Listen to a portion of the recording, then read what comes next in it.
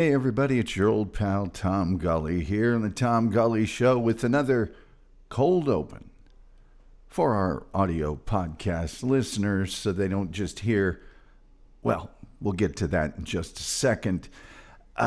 This time I'm going to tell you about two things really. Public Domain Day, that's always January 1st, and personally I think they need to rebrand that, maybe make it the 2nd or the 3rd. There's a lot going on January 1st. But that's the day that a whole new year's worth of items go into the public domain, which means they're free and clear for anybody to use.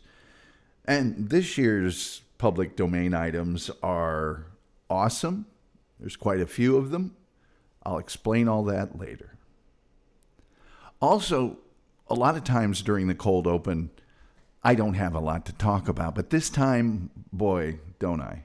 First of all, when we get to the actual show here after these songs, I've got a special shout out to some folks that listen to the show all the time who deserve some individual recognition.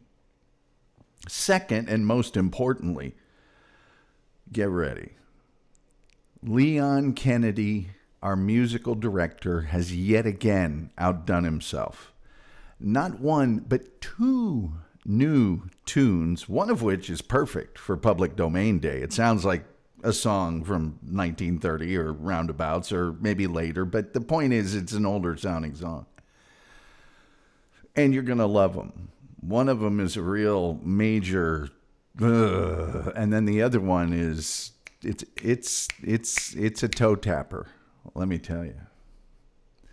And third, and this is, this week, I was told that I have, quote unquote, a lot going on, not in a good way, because of this show.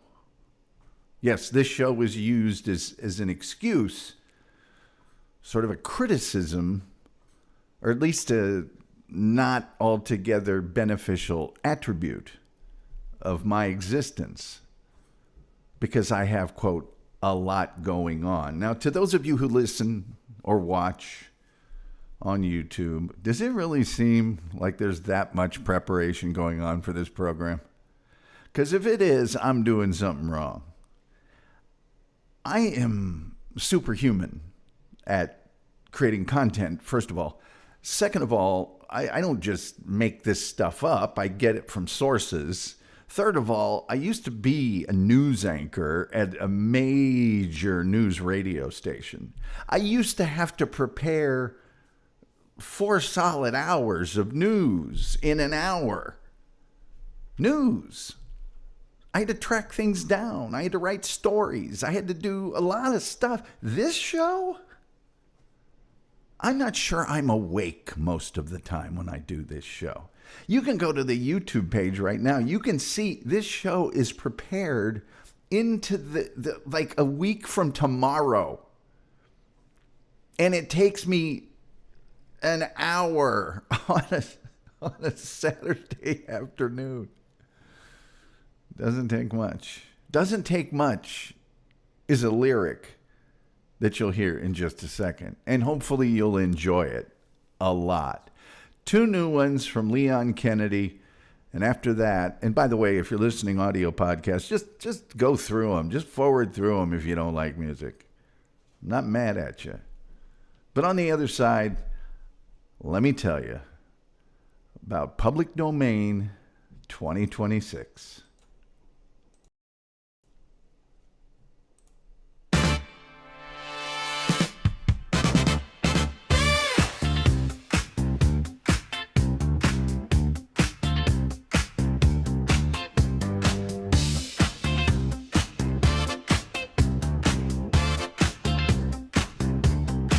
Tom Gulley's back. Yeah, Tom Gulley's back.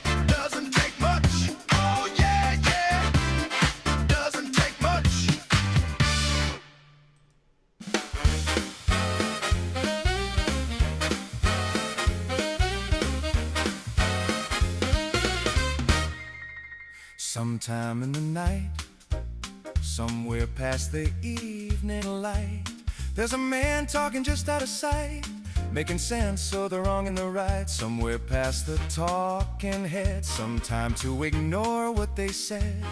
There's a chair, a desk, a glowing sign, and Tom Gulley's right on time. No scripts, no nets, no safety rails, just sharp ideas and strange little tales. You listen and you lean back slow and just let it go. We're in with Tom Gulley tonight, where the questions land just right. Laugh a little, think a little more than you did before. Happy we'll be when we hear the signals loud and clear. You won't be touching that dial once you're here.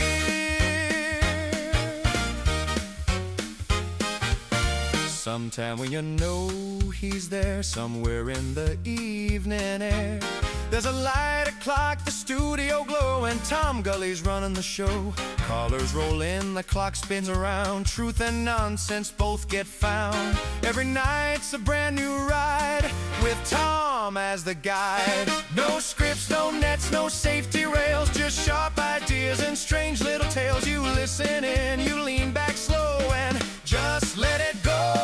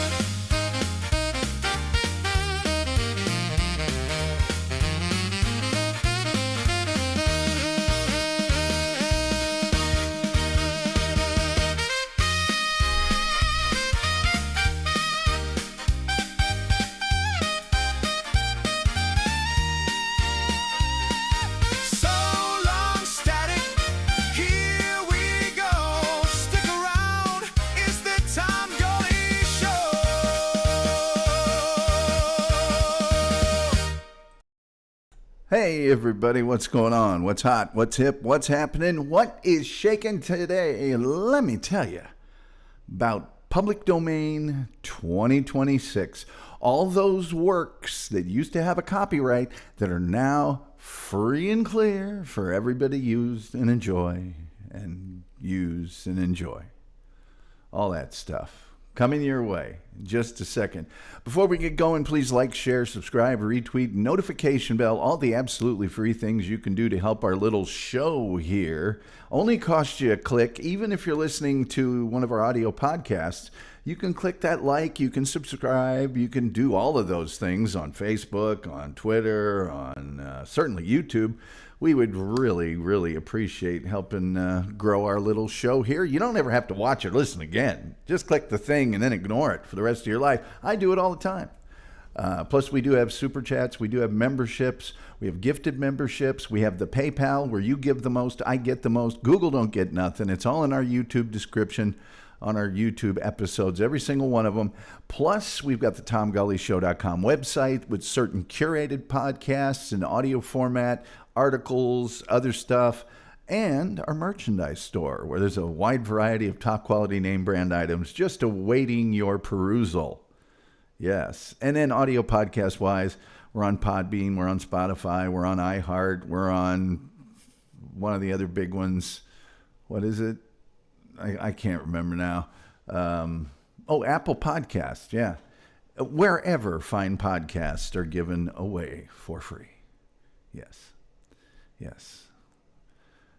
Let's just go to our chat room very quickly. By the way, before we go with her, Team Brittany's here. She says, stopping by early to give a life. Team Brittany, you rock. Hang in there. Thinking good thoughts for you. Same goes for Diana O'Brien and everybody else. And by the by, Chef sent me a thing earlier. Chef's a big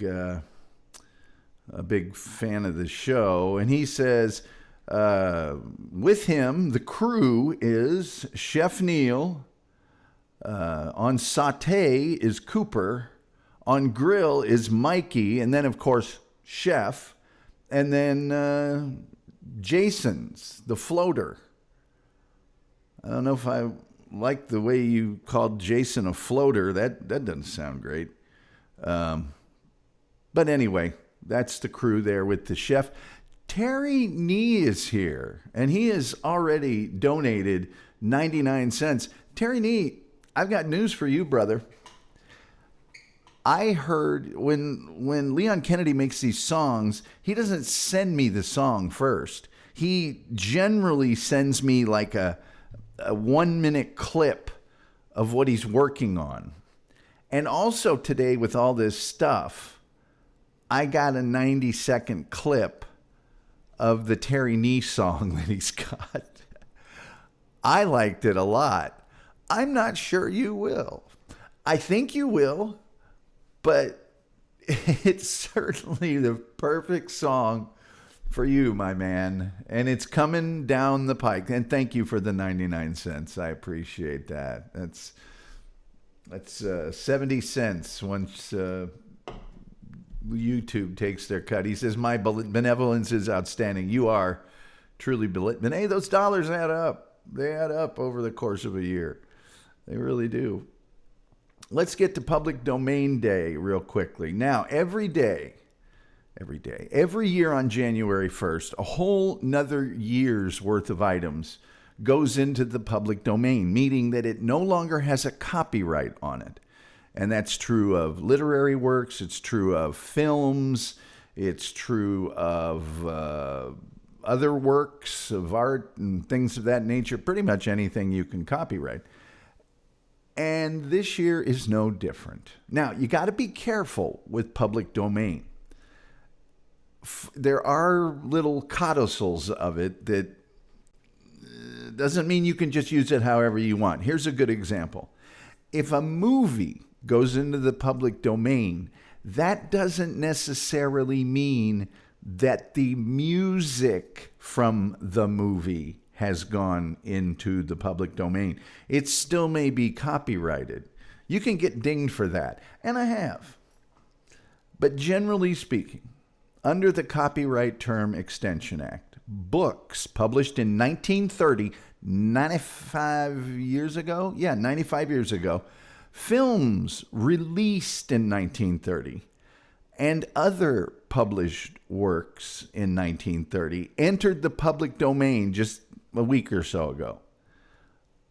Unpublished works whose authors died in 1955, also enter the public domain. So if a piece of literature, let's say, wasn't published and the author died in 1955 and no one has bothered to copyright it, that also enters the public domain. And you're saying to yourself, self, what's that mean to me, the home viewer? Well, some major works of literature this year passed into the public domain, and movies and other things, but I'm going to take these one at a time. Legendary writer William Faulkner's novel, As I Lay Dying. William Faulkner, of course, famous for The Sound and the Fury, but his novel, As I Lay Dying, now in the public domain. And you're going, I didn't read that. Tom, you're probably the only one that's read that in this chat room. Well, that's probably true. But now let's start making bacon here, okay? Also entering the public domain in 1930, not the movie, but the novel by Dashiell Hammett, The Maltese Falcon. That's right. The book that spawned the movie, The Maltese Falcon, now in the public domain. You don't have to pay to do things with it. There probably is a copy of it for free now online somewhere since it's in the public domain. Here's another one that's of interest. It's a little book called The Murder at the Vicarage. And why is that important? Well, it was written by Agatha Christie, the legendary mystery writer of, Murder on the Orient Express and a whole bunch of others. Well, one of her biggest characters, and I think there's a TV series even, was a character that was a detective, sort of, named Miss Marple. This is the first Miss Marple novel. Okay? So not only this novel, but you could probably get away with writing your own Miss Marple novel and not get sued. There you go. Also, for those of you who used to read, if there's any, I think this was mostly for gals, but the very first Nancy Drew mystery. And by the way, there's 42 million Nancy Drew mystery stories. Nancy Drew and the Hardy Boys or something. They were the two teen sort of era detectives way back in the day. And the first Nancy Drew story, The Secret of the Old Clock, came out. So now you can probably write your own Nancy Drew story and kind of get away with it. Certainly you could republish that novel and print it and sell it to somebody and you wouldn't have to worry about getting sued. Here's one that Terry Nee will hold dear, as did I. You wouldn't have thought that this was copyrighted, but the first Elson Gray Readers books featuring Dick and Jane. And when I was a yonker, and when Terry Nee was a youngster, the very first books you learned to read with were Fun with Dick and Jane. This is Dick. This is Jane. See Jane run. Dick runs with Jane. Very simple. Not a lot of plot there until you got to the third or fourth book. I don't think there was a movie, but Fun with Dick and Jane. Very first of those readers. And so now that is in the public domain. Also, and this is a biggie, particularly for those people who like movies. You know, movies are good, right? The novel Cimarron. Now, the novel itself was quite popular. It was a very, very, very popular novel. However, it is probably most famous because this novel won a Pulitzer Prize. And it takes something to win a Pulitzer Prize in a novel form. There's a couple of Westerns that have been done. I think maybe 3. There was I know one in 1931, so next year that movie will go into the public domain. But the movie Cimarron, very, very, very famous. And this novel at the time was a hugely popular novel and is critically acclaimed. It is a very good novel, by the way. Very, very good novel. But you may have seen one of the Westerns if you're a person that likes Westerns. Let's see what's going on in the chat room here. I think Terry Nee is saying something. The Millennial Falcon? Not the Millennial Falcon. Millennials don't read. Well, they read text, but that's about it. Anyway, here's one for all of our listeners, because our listeners are doers. They're go-getters. They're not just sitting on their heels at all. Another children's book. This one's by Watty Piper. And it is, of course, The Little Engine That Could. How many times did you have that thrown in your face as a kid? Huh? The little engine that could? Come on, little engine that could. Let's see here. I'm getting some messages from some people. Oh, it's the same message I had before. Thanks, Facebook. Thanks. All right, here's a big one for those of you that also like Westerns. Big year for Westerns. And that is the novel Destry Rides Again. I don't know if any of you have read this novel. I have, and I got to tell you, this novel, and I believe Audie Murphy starred in Destry Rides Again in the movies. If you want to talk, a lot of people probably looking at this stuff and going, 1930, that's for squares. 1930 was no different than 2026.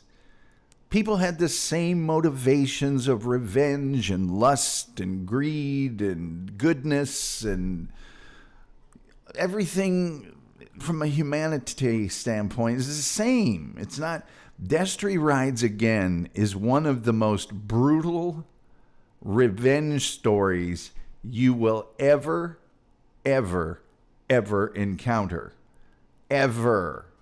It is a story about a guy with almost no morals who, only by virtue of the fact that he's getting revenge on some people that did him wrong with perhaps less morals than him, do you even root for him? He's not a good guy in the novel. I think they clean him up a little for the Audie Murphy version. But man, oh man, it's as out there as John Wick or Death Wish. Terry Nee says, it does sound a little dirty, but it's not. It's only if you are. And of course, you are. So, anyway, also, big one from the world of literature that is now public domain, and that is the movie,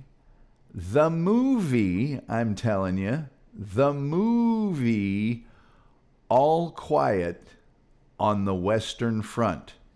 And that's the third movie to win Best Picture and Best Director at the Academy Awards, the very early Academy Awards.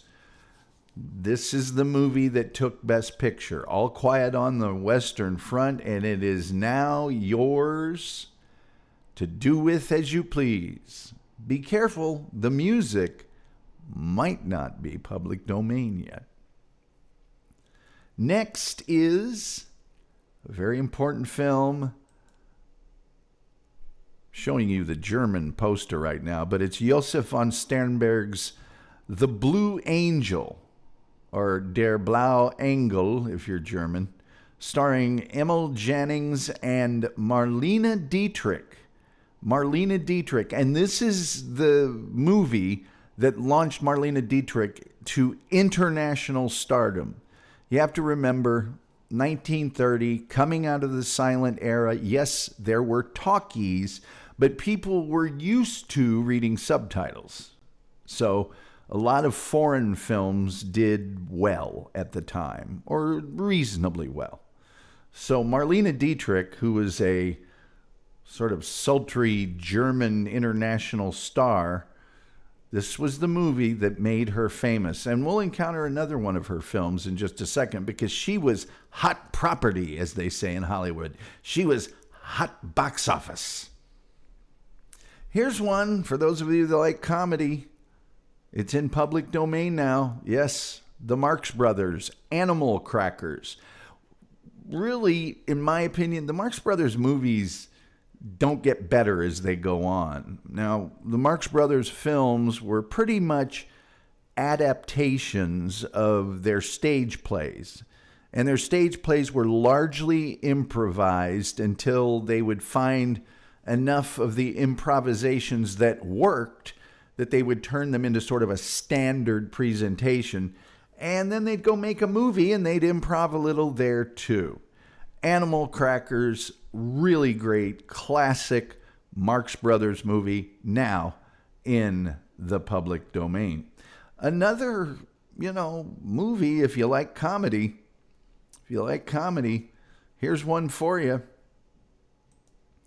Stan Laurel, Oliver Hardy. Laurel and Hardy. Another fine mess. And that, of course, using the catchphrase, it's another fine mess you've gotten me into. Well, this, of course, produced by Hal Roach, who also did Our Gang, The Little Rascals. Laurel and Hardy's films are not always good. A lot of the movies they were put in were sort of anthologies. They'd have to have a side plot with a good-looking guy and girl to, they're not always great. Babes in Toyland is great. There's some ones that are. A lot of them are not. This is one that is actually good. So, another fine mess, Laurel and Hardy. MGM, all, see there, if you're watching us and not listening on the audio podcast, it says on the poster, all talking comedy. And speaking of all talking, this is a big moment in movie history. Big moment. Big moment. It's the film Anna Christie, starring Greta Garbo. And why is that a big deal? Because Garbo speaks. Greta Garbo, arguably one of, if not the greatest film actress at the time, had never appeared in 1930 in a talking film. And of course, talking films at the time were all the rage. Some stars were having a difficult time making the transition from silence, the silent movies, to talkies. And this one, the ads were Garbo speaks. People couldn't believe it. They went out of their mind. And as you can see in this one as well, by the way, this has Charles Bickford in it and Marie Dressler, really famous actors and actresses at the time. Another MGM movie, and it does say all talking picture. I tried to find one of the Garbo Speaks things. And by the way, Greta Garbo became a recluse late in her life and was hardly seen. They'd spot her in New York and things. We may do a show. I'll write it down right now. We might need to do a show on Greta Garbo. We really may need to do a show on her. Let me write that down real quick. Greta Garbo. Pretty amazing story of Greta Garbo. And it's hard to imagine in this day and age because most people don't know these names. These people were gigantic stars because there was no television. Radio was in its early stages still, kind of. Movies were the thing. And so if you were a famous movie star, you were hugely famous. Let's see our chat room here. The always intelligent Julian Zezer has joined us. Hello, Julian. It's good to see you. Nice to have you with us. And nice to have all of our audio podcast audience with us.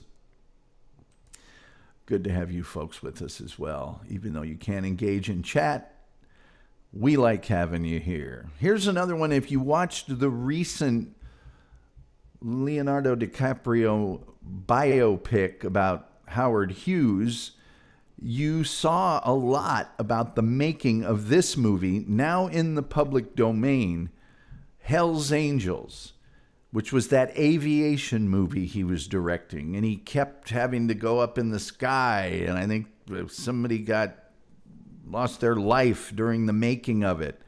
That movie he was obsessed with. The flight scenes weren't good enough. And he kept doing it and kept doing it and kept doing it. Well, it says on the poster here, Howard Hughes' thrilling multi-million-dollar air spectacle, Hell's Angels. And it starred Jean Harlow, who was giant star eventually. But this was her breakthrough role. This was the role that made her famous. And she became a huge sex symbol in the pre-code era of American cinema. She also kind of was the person that the terms platinum blonde and blonde bombshell. Yeah, she was the one that terminology was sort of named for. Now, I mentioned Marlene Dietrich. Okay? Here's the deal. She was such a big star, they brought her to Hollywood. That previous movie was made in Europe. It was a German film, The Blue Angel. This one, called Morocco, was directed by the same director, Josef von Sternberg, but it was the Hollywood debut of Marlene Dietrich, who would make 5 more movies with Josef von Sternberg, by the way.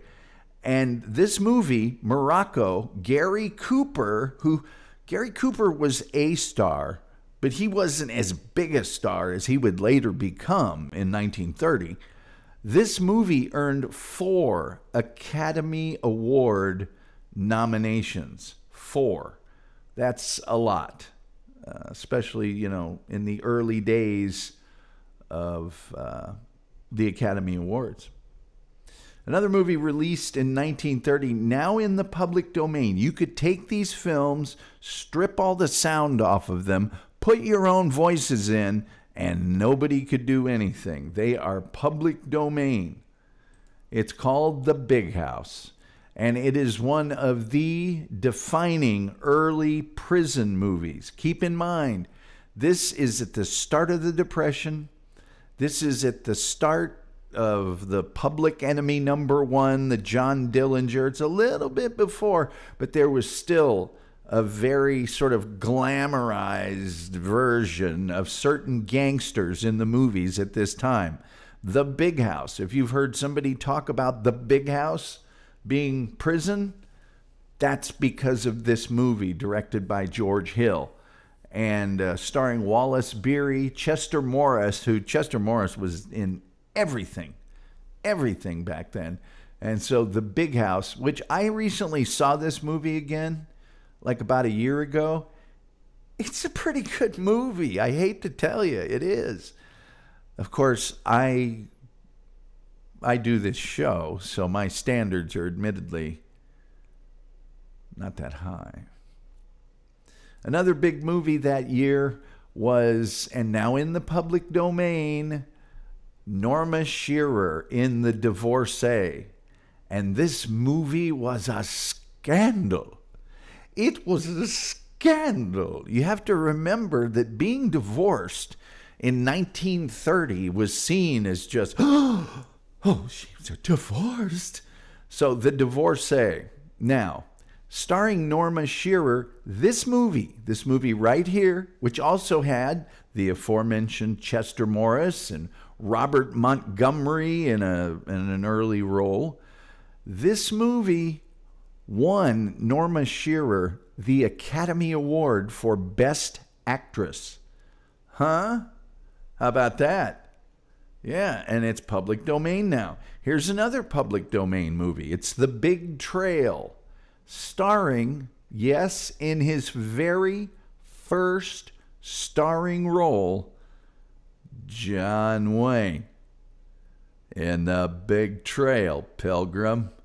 Yeah, John Wayne. And there's 2 kind of interesting things about this movie. Number one, of course, it was talking picture. That's 20th Century Fox. Come on. Yeah, but John Wayne's first starring role, but an early example of a film produced in widescreen format. That was very, very, very unusual at the time. Most movies at this time were in the 3x4 kind of you're watching TV type of format. So this is a very widescreen format film, and not the usual, not the usual. Oh, there's a really good movie with Harold Lloyd. You'd have to like Harold Lloyd a lot to know this, but which I do, called Feet First. I should have put that on this list. There were a couple little, what they called 2-strip movies, which were really almost like a part of a movie. But here is one. I'm trying to find the write-up on it. real quickly. Here you go. Here you go. Now, this movie technically came out in 1931, but it's in public domain this year instead of next year because they were released so early in the year that they carry the 1930 copyright registration. Technically was released in 31, but has a copyright of 1930. And that is the legendary gangster film Little Caesar with Edward G. Robinson and Douglas Fairbanks Jr. Why is it legendary? Well, see, it had Edward G. Robinson in it, see, and he had that way of talking, see, and it was a huge hit, just a giant hit movie. Like I mentioned before, a lot of these gangster movies were in the very early 30s. I should also mention that novel, Cimarron, that movie came out in 1931, just a year after the novel. That's how big of a novel it was.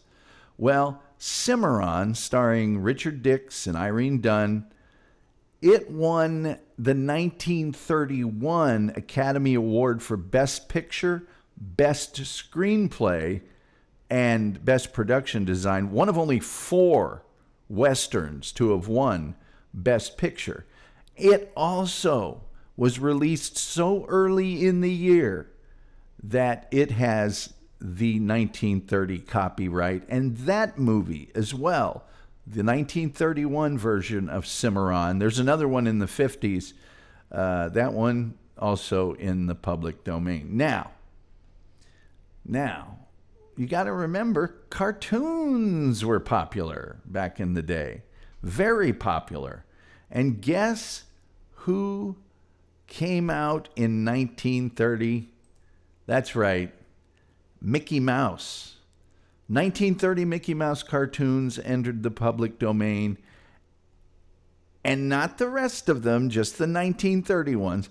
But another character came out in 1930 with the release of these Walt Disney movies, which, by the way, if you look at the poster here, Celebrity Productions Incorporated present a Mickey Mouse sound cartoon, a Walt Disney comic. This wasn't released by Disney. No, it was released by Celebrity Productions, but Cinephone, recorded in Cinephone. Anyway, Pluto. This is a later version of Pluto. Frankly, the 1930 version of Pluto doesn't look nearly like the Pluto that we know, but the character of Pluto entered the public domain, that design, because of his debut appearance in The Chain Gang. So there you go. There you go. The Disney Silly Symphony shorts were also entered into the public domain. Also, anybody who's read the comics knows about Blondie. Blondie also entered the public domain. You betcha. And I'm betting you're wondering, say, Tom, didn't they make music back in the olden days? Well, they sure did. And I'm going to tell you all about it. There's a bunch of music that got released. And I'll tell you, and some of these songs you know and love and have come to enjoy and play on family picnics. And yeah, before we go any further, please do me a favor. Like, share, subscribe, retweet, notification bell.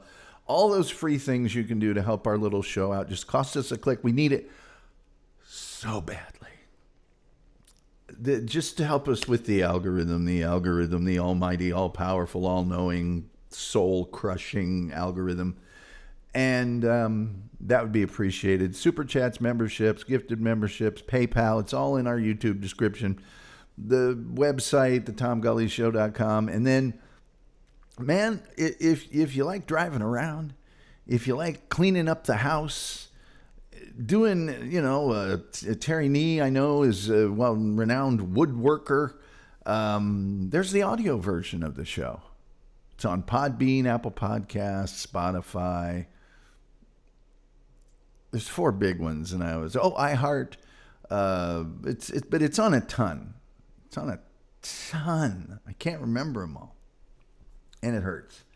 It really hurts. Yes, Terry Neese, Sunday comic strips, Blondie, Dagwood, a Dagwood sandwich. Remember Dagwood used to make those the sandwiches with the.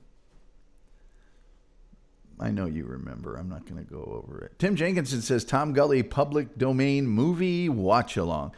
Well, Tim Jenkinson, we used to do that. But, as I mentioned, a lot of the music in there, in these public domain movies, is not public domain. And there's a few movies on this list that I would actually show and watch. Prior to this, I haven't really tried any because I didn't think people would, want to watch a movie from 1928. Some of these movies I would watch and do a watch along. Maybe I'll start doing that for members only or something again. But I mean, Night of the Living Dead, it's a public domain movie, but there's a few clips of music in there that are not in the public domain. Same is true of a couple of the other movies. And by the way, one time I tried to play for Pearl Harbor show I tried to play the FDR speech that he gave to Congress, December 7th, 1941, a date that will live in infamy. They told me that wasn't public domain. And I disputed it, and they went, oh, yeah, you're right. Because that's Congress. Are you kidding me? That's public domain. But somebody probably put that quote in a song. Anyway, enough of that. But yeah, I mean, I would watch a couple of these. I'd watch The Big House in a heartbeat.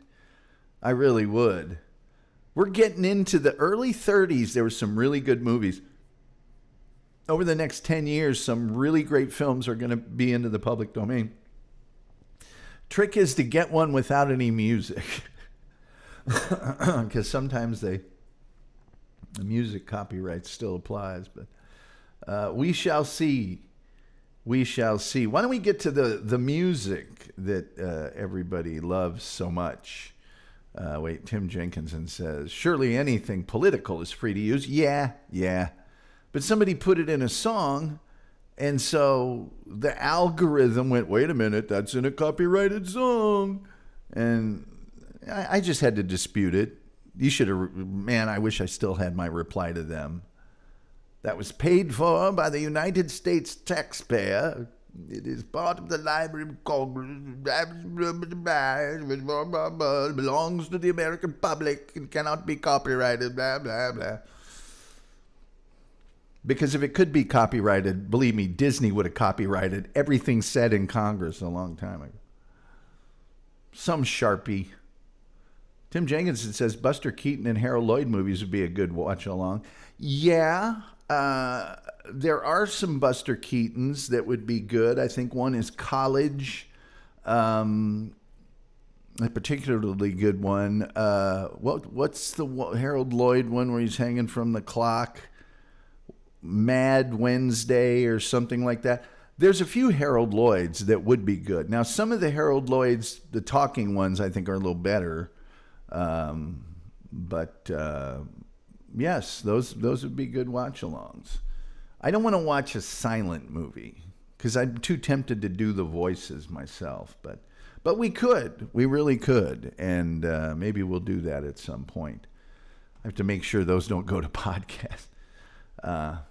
Now, there's a bunch of songs from 1930 that are just timeless classics. Absolutely timeless classics. I don't know if anybody in here likes jazz or instrumental music or whatever, or the Mamas and the Papas. Mamas and the Papas, you say? Yes, we'll get to it. Or Ray Charles. Tim Jenkins, isn't it amazing what they did with the limitations they had? Oh, yes. I don't know if you're familiar with this. See, Harold Lloyd's another guy we should do a show on. Where's my piece of paper thingy here? By the way, I have a big week coming up on this program. Oh, Harold Lloyd gets forgotten, and he shouldn't. He was a rival to Chaplin, and I think other than that picture of him hanging from the clock, most people don't even have an inkling of Harold Lloyd, but he's amazing. This week coming up on the show, first of all, tomorrow at this very time, we will do the Smothers Brothers Comedy Hour. That is going to be a dynamite show. Monday, Keith Moon of The Who.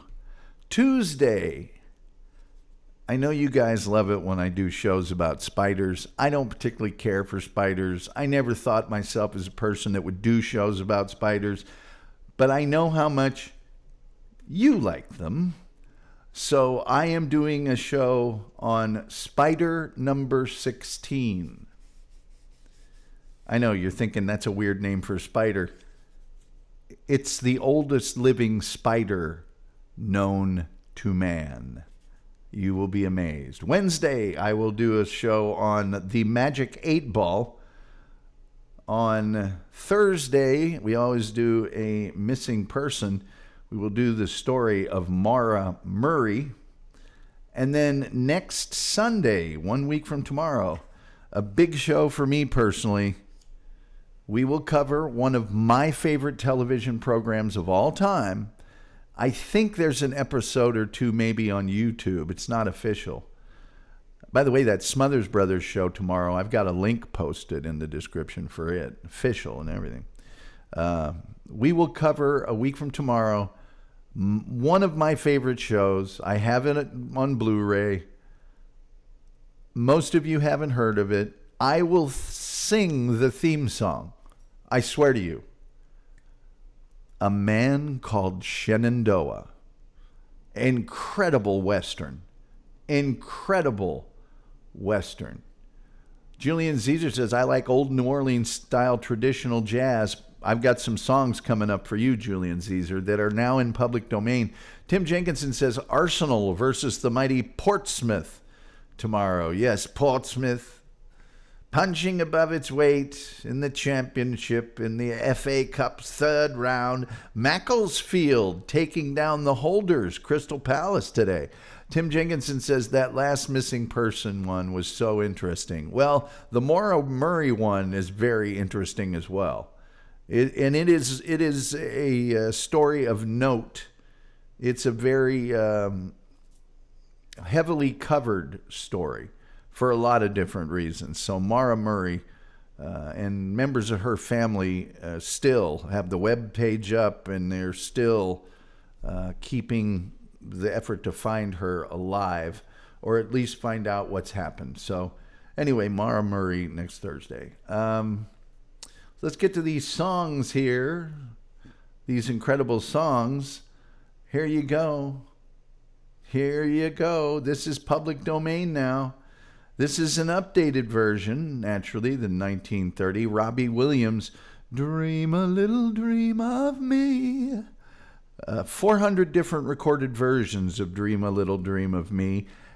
And that was the signature song for Mama Cass of the Mamas and the Papas. What do you think about that? Huh? Here's another super classic song, torch song. It's also been an instrumental a billion times, written by Johnny Green, and that is Body and Soul. And that's the most recorded jazz standard of all time. Body and Soul. That is a biggie. It is now public domain. Now, that doesn't necessarily mean a recording of Body and Soul or of Dream a Little Dream is public domain. Okay? There are music rights and there are performance rights. So this recorded version, the duet with Tony Bennett and Amy Winehouse that I'm showing you, Body and Soul, that recording is almost positively not public domain, but the music itself is. So I right now could do a version of that, and I couldn't be struck for copyright because it's now in the public domain. Body and Soul, the most recorded jazz standard of all time. Here's one, George and Ira Gershwin's songs, a bunch of them, But Not For Me, and this one, My Embraceable You. This is the Chet Baker version off the album of the same name, I believe. But Embraceable You, now the music in the public domain. Another big George and Ira Gershwin song, and I'm just going to put the woman, Ethel Merman, up here. I couldn't find a good enough picture of the song. I've got rhythm, I've got music, I've got rhythm, who could ask for anything more? That song? Yeah. I've Got Rhythm, by the way, introduced the rhythm changes, which became a foundational jazz chord progression, if I could say that. Here's another one. Oh, I'm telling you. We will be doing a show on this gentleman who is a fellow Hoosier, and he is a legend, an absolute legend. You even saw him in movies like To Have and Have Not, and TV shows like Laramie, and that is the great Hoagy Carmichael, famous for writing Stardust. That's not one of these things, However, his song, Georgia on My Mind, which was Ray Charles' signature song and is, in fact, the state song of Georgia. That song by Hoagy Carmichael, Georgia on My Mind, now in the public domain. Not those recordings, but the music, the song. So you watching on YouTube, you listening to our podcast, wherever fine podcasts are given away for free, you could go home and record a version of that song and sell it. And people would love you for it. They would. They would. They really would. Here's another one, which at the time, this is the woman who sang it. Her name is Catherine Crawford. Okay. Song is by Cole Porter, and it's called Love for Sale, Enterprising Young, Love for Sale. And it's sung by a woman of ill repute. So the song at the time was a scandal. It was quite the scandal. Yes. My baby don't care for clothes. My baby don't care for shows. My baby just cares for me. That song, written by Walter Donaldson and probably made famous years and years and years later by the woman on screen right now, Nina Simone. That song, the music of it, yes, that is now public domain. Yes. Yeah. Louis Armstrong did a version of this song. My favorite is by Redbone, and that's called Please Don't Talk About Me When I'm Gone. No sugar. Anyway, Please Don't Talk About Me When I'm Gone. Also now in the public domain. Any basketball fans out there? I know we have some. Harlem Globetrotters theme song.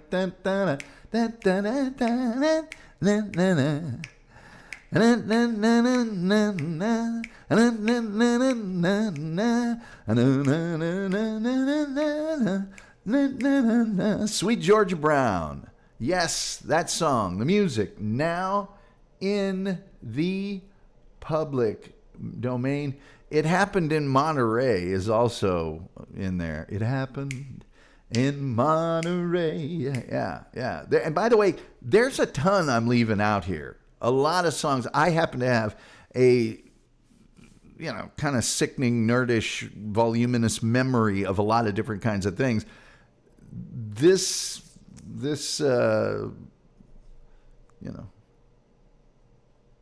year had a lot of good ones. Another one is Marlene Dietrich's signature song. I didn't put it on here, but Falling in Love Again. Wouldn't you? That's another one. Living in the Sunlight, Living in the Moonlight. Here's another one. Sound recordings. These are sound recordings, okay? So these are recordings. This is the actual recording. And here's the difference. The music, if it was published in 1930, becomes public domain. Recordings that were published in 1925 become public domains. These are 5 years earlier. That's right. Here's a big one. They used to play this in the background on Carson, just the music. But T for two, and two for T, me for you, and you for me. Let's see. Here's another one. Yes, sir, that's my baby. Yes, sir, I don't mean baby. Yes, sir, that's my baby now. Another one is, if you knew Susie like I knew Susie. Yeah, Indian Love Call, one of the jazz standards of that. St. Louis Blues is recorded by Bessie Smith and Louis Armstrong. Anyway, so a lot of different sound recordings as well. I don't recommend listening to them. They sound like poo. Most of them. Let's see here. Goat said, did Tom already do an EP on Mama Cass? No, I haven't. Haven't done one on Mama Cass. Would you like me to do one? I can. I can put Mama Cass on the list. On the list. You can always tell when I put somebody on the list when I'm doing the show because the writing is really scrawly. It's really scrawly. You know what I mean? Here, I'll show you. I'll even show you. Here, hold on. Let me show you. God, I got a lot of... Okay, so here's the writing like normally. These are potential upcoming shows right there. Look at all those. Now, the bottom couple on this one, look at how scrawly and bad they are. See how awesome. These ones are well written. See. But then these ones are also well written. But some of them get pretty scrawly when I have to do them on the show. They get all scrawly. Sorry about that. I am really sorry about that. I strive for perfection. Let's see here.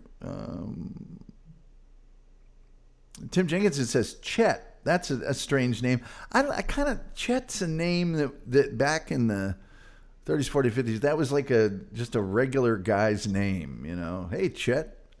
Chet's kind of a square's name too, a little bit, but certainly not in the case of Chet Baker. Chet Baker, look him up, Tim. Chet Baker's brilliant jazz musician, and he did an album with Elvis Costello, or maybe it was an EP, but he did one with Costello. Mm-hmm. Oh yeah, don't kid yourself. Tim Jenkinson says, we need the Tom Gulley public domain karaoke show. Well, I'll take that under advisement. I think that'd be a fun show if I could get some listeners to send in their versions. That would be great. By the way, at the end of the show, I've been playing just one song. Most of you were not here. Leon Kennedy sent me 2 songs that are both incredible. I think I'll probably play both of them on the outro of the show today. And he's got a Terry Nee song that he sent me just a sliver of, which is incredible. And by the way, once again, I'd like to say hello to the crew. I'd like to say hello to the crew over at the Skyline Club in Indianapolis, which includes our good friend, the chef. Hold on a second here. I got to get the message back up. That's the chef. That's also, come on, you piece of junk. Chef Neil is there, as well as Chef Randy. And then on saute is Cooper. On the grill is Mikey. And then Jason is the floater. I'd like to say hi to all you guys. And save me a tomahawk steak the next time I'm in Indianapolis. I'm not a member. I hope one of you guys could get me in there so I could eat there. On the house, of course. I am a celebrity. Randy says, chef is in the kitchen. Goat says, heck yeah for Cass. I put her on the list. Very illegible, very cool. It is very legible. Okay, works of art in 1930. I'm going to define this to some things you guys might know what they are. There's not many that I chose off here because I didn't want to get old that way, you know. Piet Mondrian, composition with red, blue, and yellow. A lot of people in modern days have a problem with Mondrian, and I don't. I like his work. Nowadays, people, it's just lines and colors and blah, blah, blah. Yeah, but it's a composition and the thickness and I like it a lot. And it's a little pop artish. I do like it very much. Here is a famous photo, very famous photo by Edward Weston. And then maybe I'm just dishing out a little art here, and I apologize to our audio podcast people because you've seen a Mondrian square with the colors in it, thing. This is called Pepper 30. Pepper number 30. And there you go. It's just nothing but a nice composition, really good lighting, black and white, which is always great for photography, and a unique shape for a pepper. This next one, I apologize. It's Ansel Adams. And normally his stuff is much clearer and crisper than this. This was the best I could find. But it is an example from his photo book, Taos Pueblo, where he kind of went away from the kind of photography that he was doing. Ansel Adams is incredible, by the way. And we got to do a show on Ansel Adams now that I think of it. Let me scroll that down, Ansel Adams. But Taos Pueblo focused on this particular structure and some things around it. There aren't many, there's not a tremendous amount of photos in that book, but they're all extremely gorgeous. And take my word for it. Now, here's another thing. This next painting you will immediately be familiar with. The reason it's in the public domain this year is it had a copyright notice, but that notice was not renewed under the terms of the copyright extension, whatever it was I told you about at the top. So now this particular piece of work is in the public domain. Yes, it is Grant Wood's American Gothic. The farmer and his wife in front of the house. That is now in the public domain. Don't you know? That's yours to do with as you will. Of course, people have parodied it, which you're allowed to do for years and years and years. But the Copyright Term Extension Act had certain criteria for things before a certain time, blah, blah, blah. And that one had a copyright notice, but they didn't renew it. So that is now public domain. Anybody that wants to can use it. Let's see here. Gene says, not his wife. Oh, that's right. It isn't his wife. It's his sister or something. It's two people. Well, here, let me just tell you what that's all about. Why don't I just tell you what that's all about? See, depicting a Midwestern farmer and his wife or daughter, it says, in front of their Carpenter Gothic style home. It's one of the most famous American paintings of the 20th century, frequently referenced in popular culture. The figures were modeled after Grant Wood's sister, Nan Wood Graham, and Byron McKeeby, the Wood family's dentist. Woman is dressed in a colonial print apron evoking 20th century rural Americana, while the man is adorned in overalls, covered by a suit jacket, carrying a pitchfork. Plants on the porch of the house are mother-in-law's tongue and beefsteak begonia, which also appear in Wood's 1929 portrait of his mother, Woman with Plants.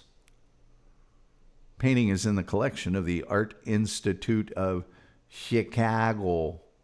Over there in Chicago. Oh, yeah. Wood thought of it as a form of borrowed pretentiousness, a structural absurdity to put a Gothic-style window in such a flimsy frame house. That's the Dibble House in Eldon, Iowa. Yes. Wood decided to paint the house along with, in his words, the kind of people he fancied should live in that house.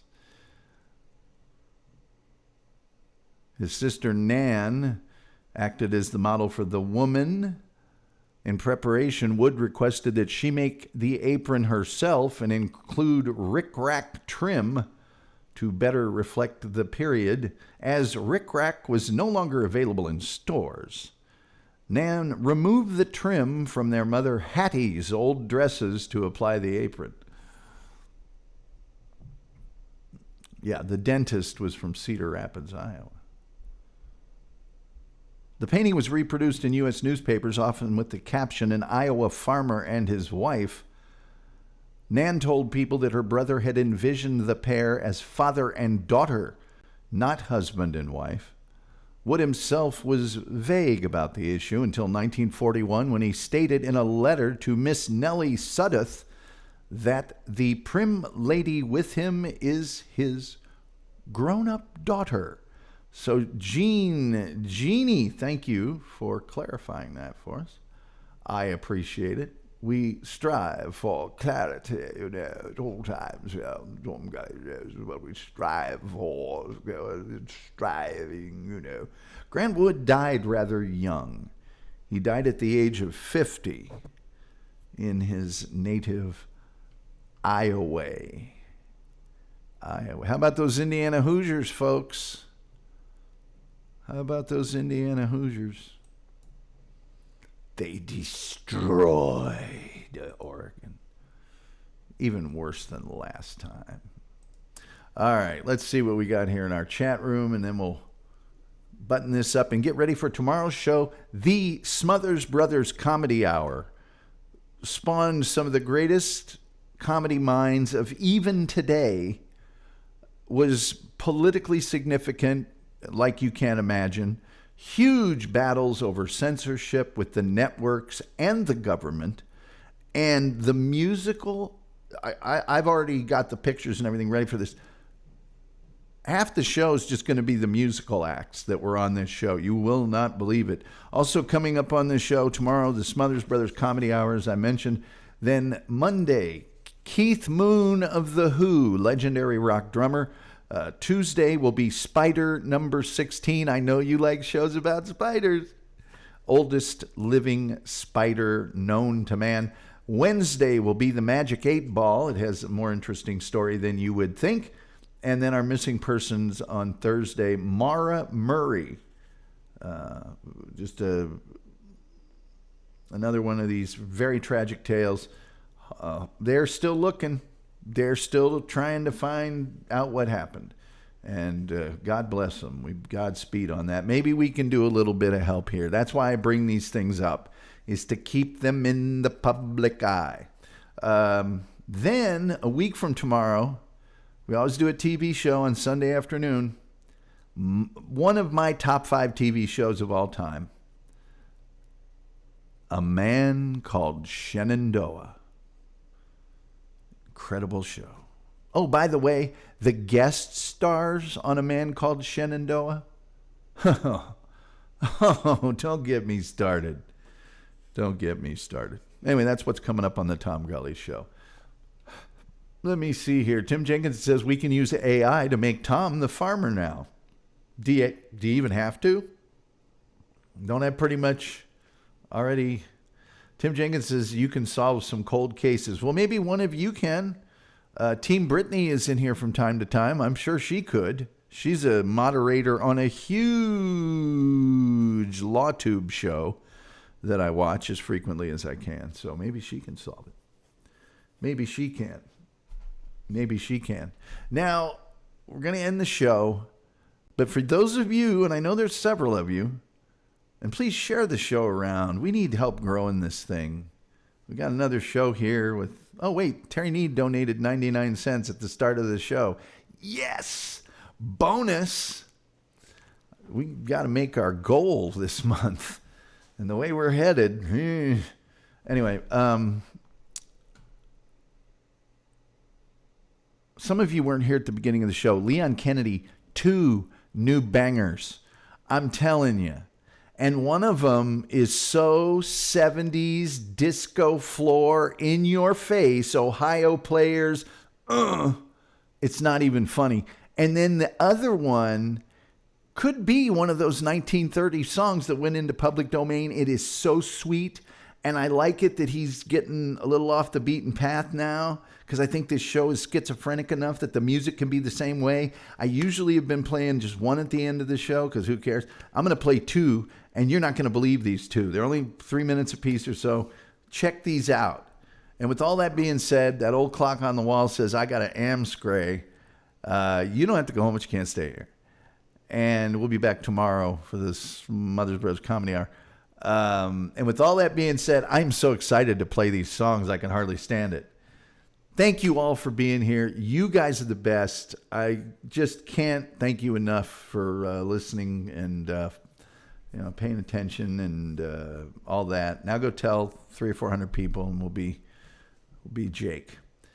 And with all that being said, till next time, get ready for this. Just get ready. Till next time, just get ready. We'll see you next time.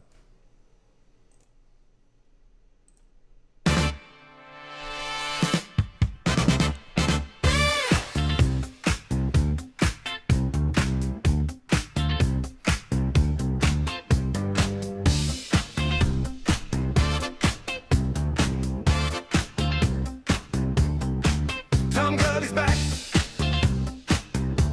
Yeah, Tom Gulley's back. We're on the track. We're never off the track. Yeah. Tom Gulley's on the air. Doesn't take much. Yeah. Tom Gulley's on the air. Doesn't take much. Yeah. Yeah, Tom's back. He's picking up the slack. The Tom Gulley Show is back. He's picking up the slack. Mike stays hot when Tom Gulley's in the chair. The people crowding round when he hits the air. From odd little tangents to the truth laid bare. Got the whole room nodding like, yeah, yeah. All calls coming in, everyone gets in place. Yeah. Dancing all night with a smile on the face. Hey. He cuts through the noise, never chasing the race. Just Tom on the waves at a steady pace. Yeah, yeah, Tom's back. He's putting down the track. The Tom Gulley Show is back. He's putting down the track. Yeah, yeah, Tom's back. He's putting down the track. The Tom Gulley Show is back. He's putting down the track.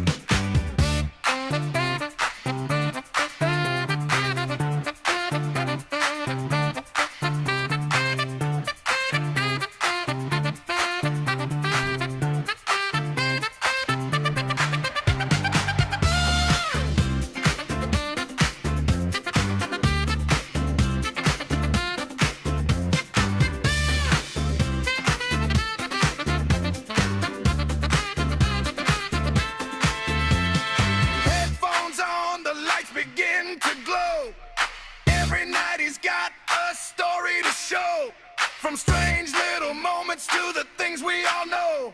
He lets it all breathe and he lets it all go. Laughter breaks through, then a pause, then a truth from the good old days in a radio booth. Don't ask for facts, don't beg for proof. We dance in the dark to that gully groove. Yeah, yeah, Tom's back.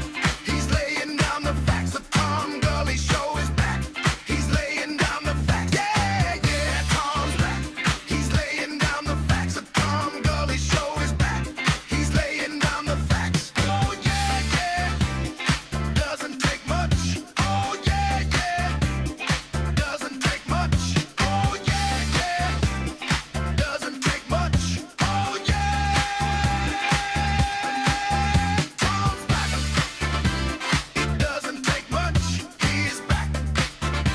He's laying down the facts. Oh yeah, yeah. Doesn't take much. Oh yeah, yeah. Doesn't take much.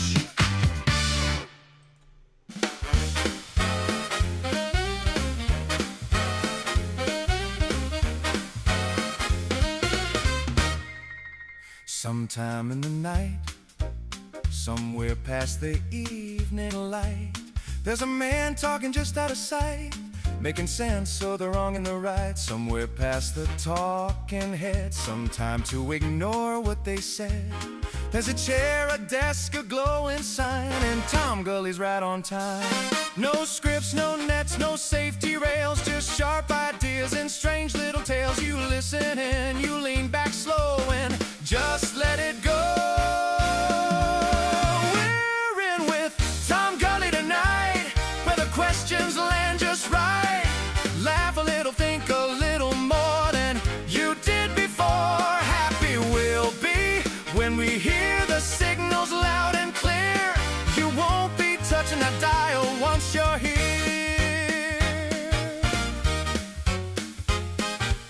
Sometime when you know he's there, somewhere in the evening air, there's a light, a clock, the studio glow, and Tom Gulley's running the show.